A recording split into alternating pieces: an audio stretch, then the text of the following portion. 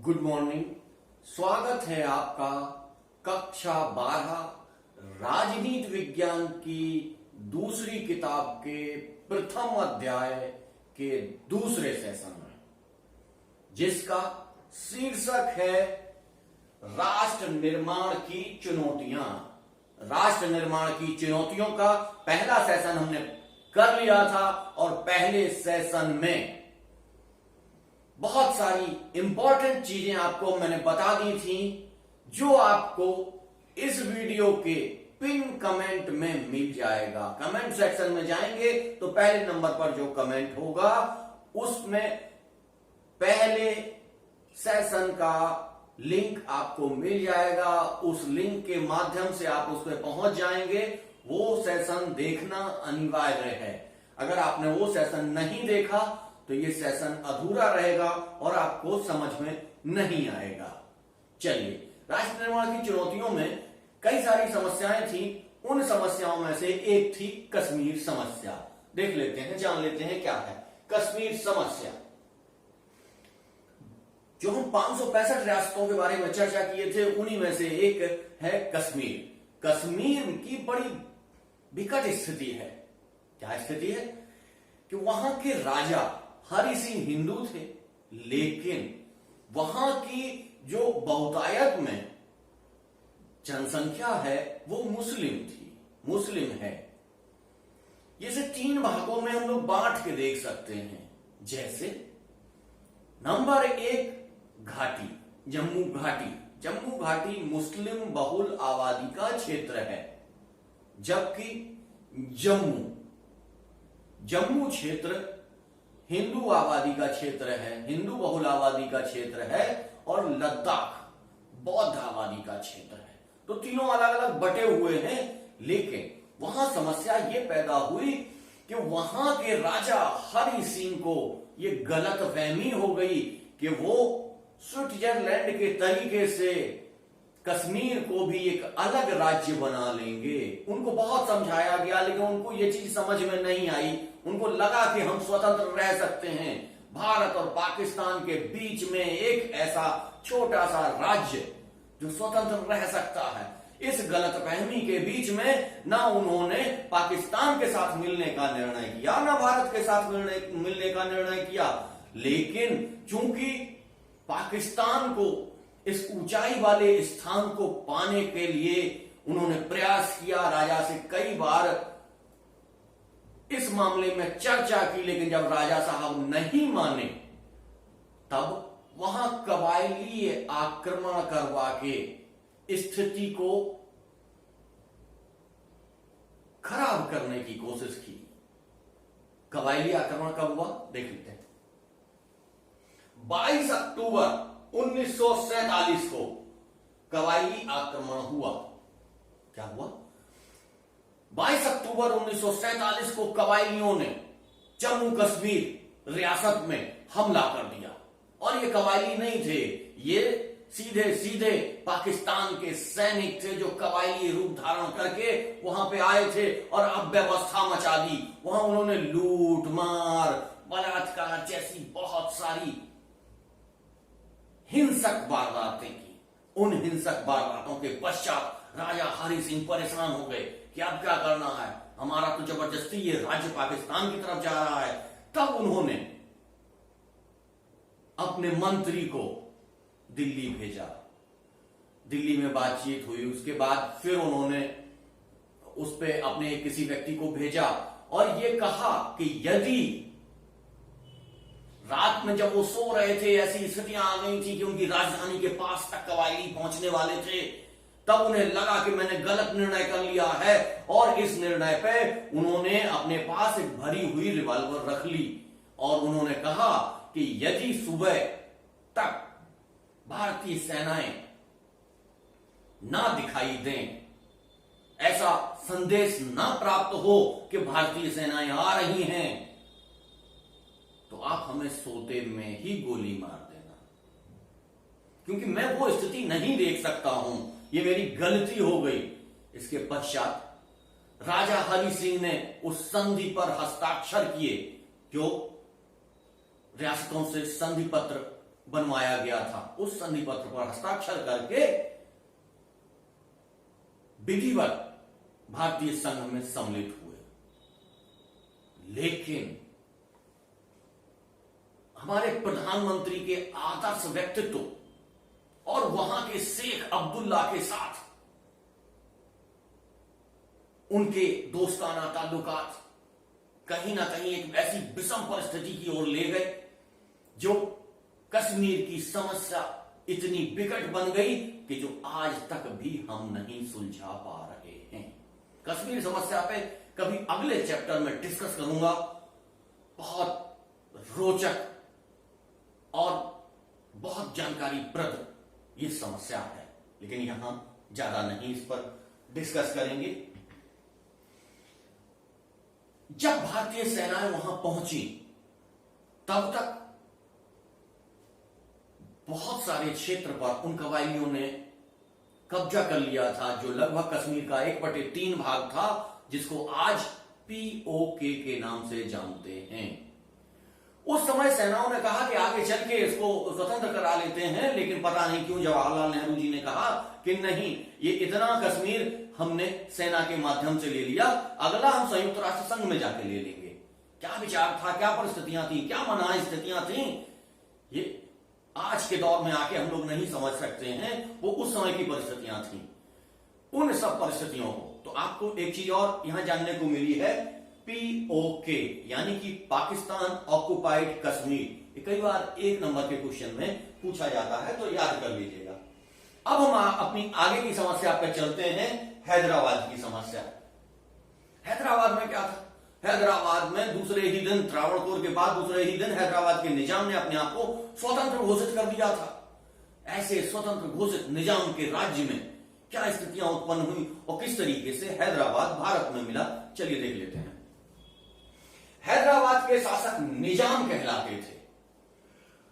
यह विश्व के अमीर लोगों में आते थे, यह विश्व के अमीर लोगों में आते थे। और इनके बारे में कई सारी कहानियां चर्चित हैं। बताते हैं कि एक बार इंग्लैंड में ये कार खरीदने गए, वहां कार के मालिक ने इनके पहनावे को देखते हुए कहा कि हम ऐसे लोगों को कार नहीं बेचते हैं। निजाम को बहुत बुरा लगा। वो वापस आए और यहां से अच्छे सूट बूट वाले व्यक्ति भेजे और कहा, एक नहीं अब 6 कार लाओ। 6 कार लाने के बाद उस कंपनी की यह व्यवस्था थी कि जो व्यक्ति वो कार को ठीक से नहीं रखता था, वो कंपनी वापस ले लेती थी। तब उन्होंने 6 कार मंगवाई और तुरंत उनको नगर पालिका को दे दिया गया। नगर पालिका आप जानते हैं क्या काम करती है? साफ सफाई का काम करती है। उन कारों से साफ सफाई का कार्य प्रारंभ करवा दिया। तब उस कंपनी वाले आए, निजाम के आगे हाथ जोड़े कि साहब गलती हो गई, हमारी कारों की ऐसी दुर्दशा मत कीजिए, हम ऐसी गलती दोबारा नहीं करेंगे। तब जाके निजाम ने वो कारें वापस की। तो ऐसे जिद्दी और अहंकारी निजाम, सोचिए एक छोटी सी जिद उस कंपनी को बर्बाद करने पे तुल गए। ऐसे अहंकारी दम्भी निजाम अपनी जनता के साथ क्या करते होंगे, देख लेते हैं।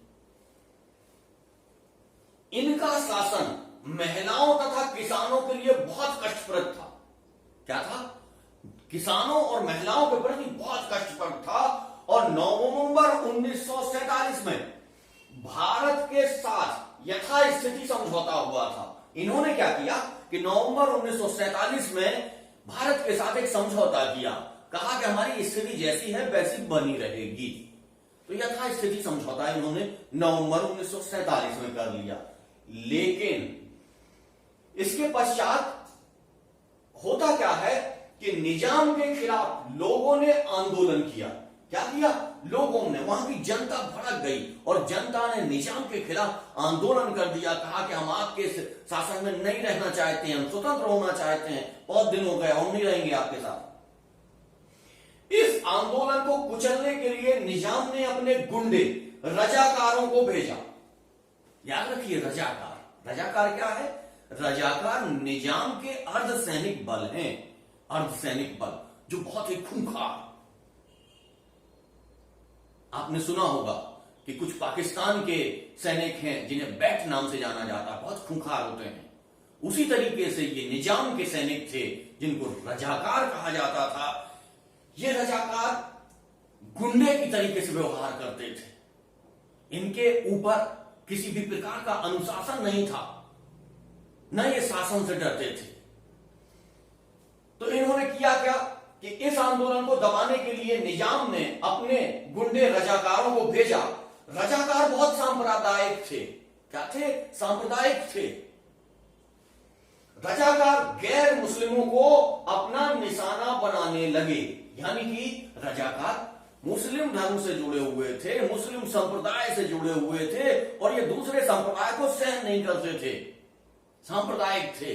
इन लोगों ने किया क्या कि मुस्लिमों को छोड़कर बाकी सारे संप्रदायों पर जुल्म करना प्रारंभ कर दिया। और जुल्म भी कैसा जुल्म करने लगे? ये लूटपाट, हत्या, बलात्कार पर उतारू हो गई। ऐसी स्थितियां, ऐसी विषम स्थितियां हो गई। इन विषम स्थितियों के देखते हुए भारत को अपनी सेना वहां पर भेजनी पड़ी। क्या करना पड़ा? भारत को अपनी सेना भेजनी पड़ी। 1948 के सितंबर में भारत ने सेना भेजी। 1-2 दिन ही रजाकारों को लगा, उसके बाद रजाकारों पर काबू पा लिया गया। भारतीय सेना के सामने ये रजाकार ज्यादा देर तक टिक नहीं पाए और उन्हें आत्मसमर्पण करना पड़ा। इसके पश्चात निजाम ने आत्मसमर्पण कर दिया और हैदराबाद का भारत में विलय हो गया। क्या हुआ? भारत में विलय हो गया। इससे ज्यादा यहां आपको जानने की आवश्यकता नहीं है। चलिए अगली समस्या की ओर चलते हैं। अगली समस्या है मणिपुर। मणिपुर क्या है? मणिपुर आजादी से पूर्व महाराजा बोध चंद्र सिंह भारत के साथ अपने एक विलय पत्र पर हस्ताक्षर किए थे। इसके अनुसार मणिपुर की आंतरिक स्वतंत्रता बरकरार रखी जाएगी। उस समय चूंकि ये स्वतंत्र हो गए थे तो बार्गेन कर रही थी, सारी रियासतें बार्गेन कर रही थी किसी ना किसी तरीके से कि हम आपके साथ आएंगे लेकिन हमको ये चाहिए, हमको वो चाहिए। जैसे कश्मीर को अनुच्छेद 370 चाहिए था। इसे हम 8वें अध्याय में भी डिस्कस करेंगे, इसीलिए इसको ज्यादा डिस्कस नहीं किया। लेकिन मणिपुर ने क्या किया कि हमारी स्वतंत्रता बरकरार रहे, आप केवल 1-2 चीजों पर हस्तक्षेप करेंगे, बाकी हम स्वतंत्र रहेंगे। इस स्वतंत्रता की शर्त पे इन्होंने विलय पत्र पर हस्ताक्षर कर दिए। और जब वहां पर वो हस्ताक्षर हो गए तो वहां राजतंत्र स्थापित हो गया। जनता ऐसा चाहती नहीं थी। जनता शायद चाहती थी कि जैसे स्वतंत्र सारे देश में स्वतंत्रता आई है बस यहां पे भी स्वतंत्रता है। तब उन्होंने क्या किया कि दबाव बनाया राजा पे दबाव बनाया। और तब कहते हैं जनमत के दबाव में जून 1948 को मणिपुर में चुनाव करवाए गए तथा वहां संवैधानिक राजतंत्र स्थापित हो गया। क्या हुआ? संवैधानिक राजतंत्र स्थापित हो गया जैसा ब्रिटेन में है। ठीक है, लेकिन आपको यहां एक बहुत महत्वपूर्ण घटना घटी जो आपको जानना पड़ेगा। और यहां तो क्या, आप किसी भी कंपटीशन में जाएंगे, पीसीएस, आईएएस, कहीं पे भी जाएंगे, ये क्वेश्चन हमेशा के लिए बनेगा आपके लिए। बहुत इंपॉर्टेंट घटना यहां पे एक घटी जिसको जान लेते हैं।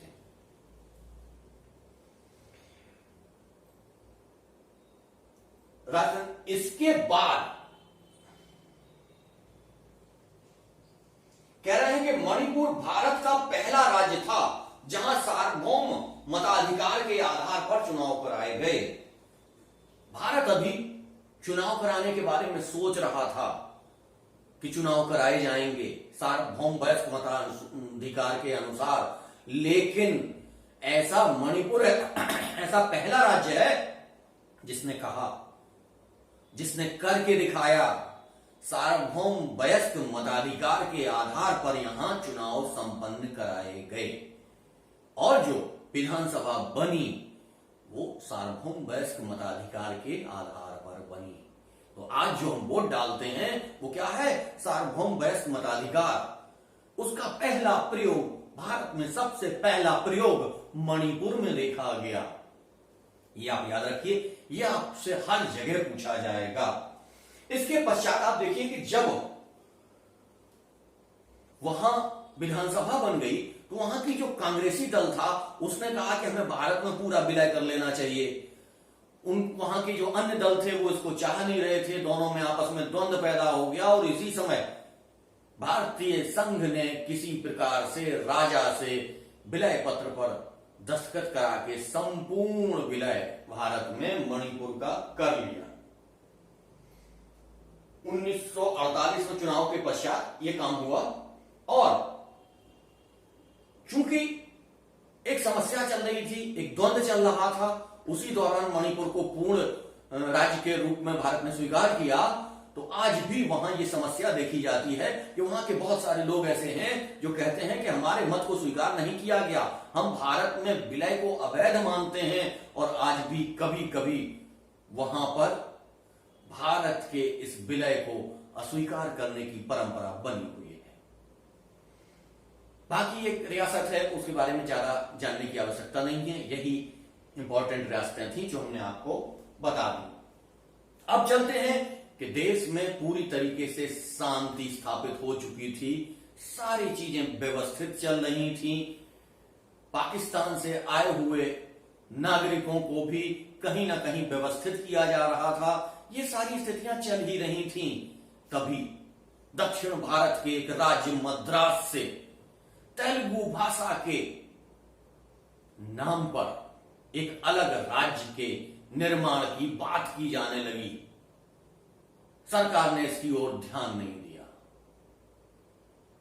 वहां के लोगों ने कहा कि आपने स्वतंत्रता आंदोलन के दौरान हम लोगों से एक वादा किया था कि जब भारत स्वतंत्र हो जाएगा तो राज्यों का जो बंटवारा है, जो पुनर्गठन है, ये पुनर्गठन भाषा के अनुसार किया जाएगा।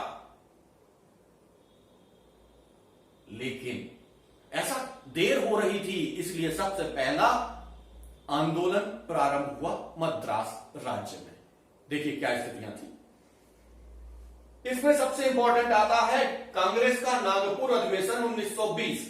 1920 के नागपुर अधिवेशन में कांग्रेस ने यह स्वीकार किया था कि स्वतंत्रता के पश्चात राज्यों को भाषा के आधार पर बनाया जाएगा, पुनर्गठित किया जाएगा।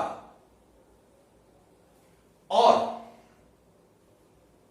अपनी कुछ समितियां भी भाषा के आधार पर बनाई थी। उसी के प्रतिरूप में कुछ समितियों का बंटवारा किया गया था कि ये समितियां क्या करेंगी, भाषा के आधार पर बनाई जाएंगी और वो भाषा के आधार पर कार्य भी कर रही थी स्वतंत्रता तक। लेकिन जब स्वतंत्र हो गया देश, तब लोगों को लगा कि अभी हमारे पास शरणार्थी समस्या है, अभी हमारे पास बहुत सारी समस्याएं हैं, तो कुछ देर के लिए इस समस्या को रोका जा सकता है, राज्यों के पुनर्गठन को कुछ देर रोका जा सकता है। लेकिन दक्षिण भारत के लोग इस पर तैयार नहीं हुए और उन्होंने क्या किया, आंदोलन प्रारंभ कर दिया। देखते हैं इस आंदोलन को।